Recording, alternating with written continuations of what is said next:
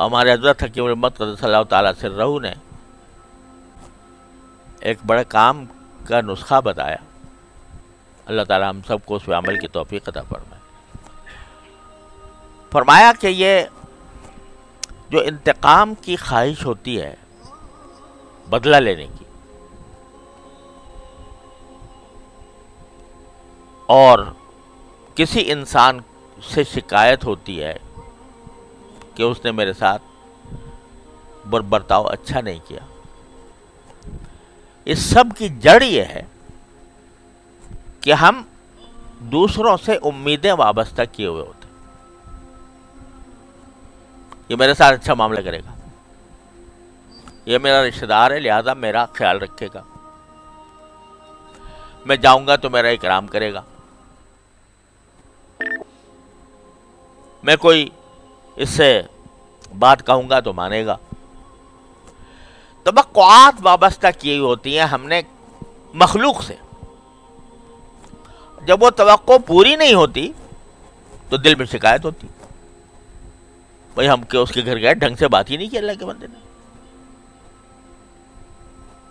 ہمارے سے ہمیں نہ چائے کو پوچھا، نہ ہمیں بٹھایا، نہ ہمیں ہمارا کوئی کرام کیا، چلتا کر دیا. یہ کیوں ہو رہی ہے شکایت؟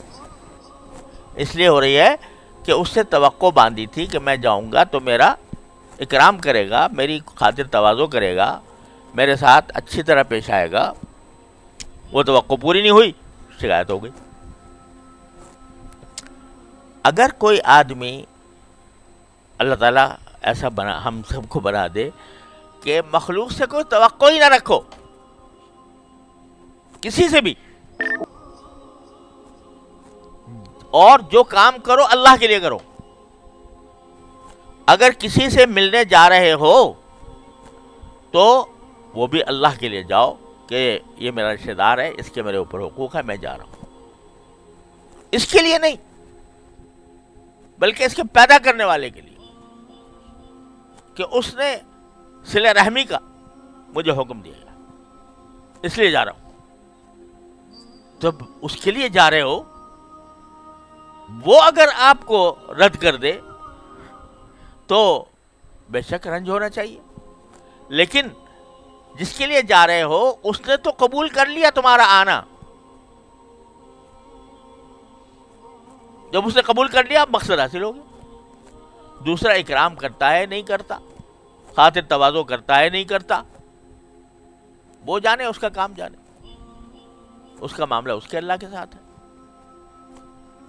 تو ساری ناراضیوں کی جڑ جو ہے وہ غیر اللہ سے توقعات وابستہ کرنا. اللہ کے علاوہ دوسرے مشرق توقعات وابستہ کی ہوئی ہیں،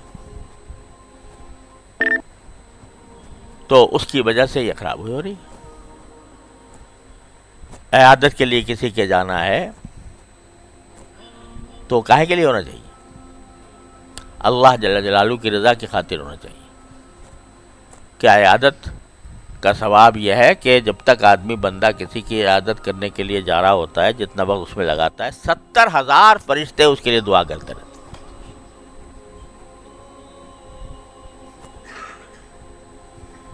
اب اگر کوئی یہ سوچے کہ بھئی ہم تو اس کی عیادت کے لیے گئے تھے، وہ ہماری عیادت کے لیے نہیں آیا، تو اس کا مطلب یہ کہ عیادت اللہ کے لیے نہیں تھی،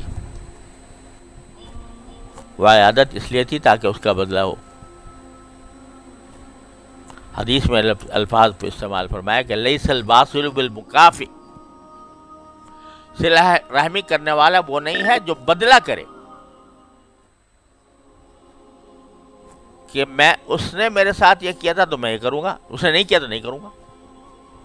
اس نے ہماری شادی پر تحفہ دیا تھا تو ہم بھی دیں گے. جب ہمارے ہاں شادی ہوئی تو اس نے تو کچھ بھی نہیں دیا، میں کیوں دوں؟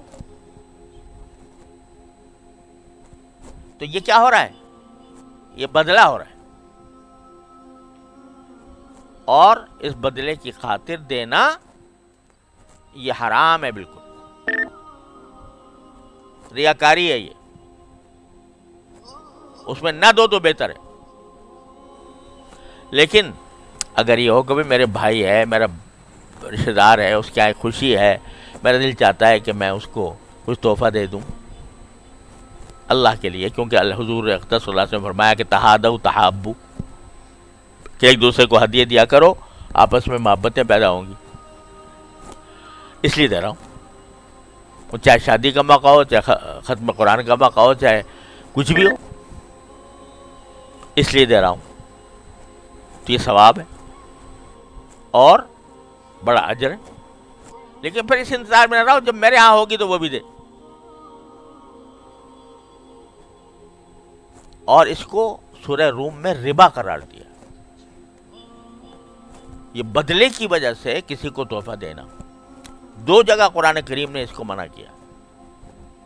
ایک تو بالکل ابتدائی جو سورت ہے سورہ مدثر، اس میں قرآن کریم نے فرمایا وَلَا تَمْنُن تَسْتَكْثِرْ،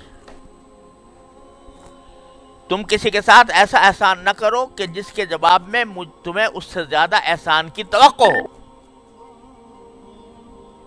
وَلَا تَمْنُن تَسْتَكْثِرْ، یہ بالکل ابتدائی آیات میں سے ہے، اس وقت تک نماز کا بھی حکم نہیں آیا تھا قرآن میں۔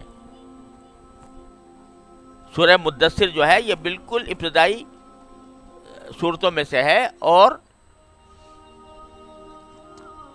اس میں یا ایھا المدثر قم فانذر وربک فکبر وثیابک فطہر والرجز فاہجر ولا تمنن تستکثر،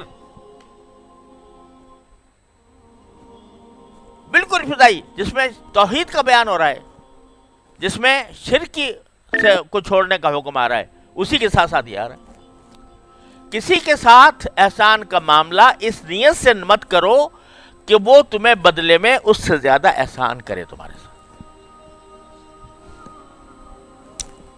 پہلے احکام میں، اسلام کے بالکل ابتدائی احکام میں، اور دوسرے سورہ روم میں ایک تفسیر کے مطابق جو ربا کا لفظ استعمال ہوا ہے وہ اسی نیوتے کے لیے آیا۔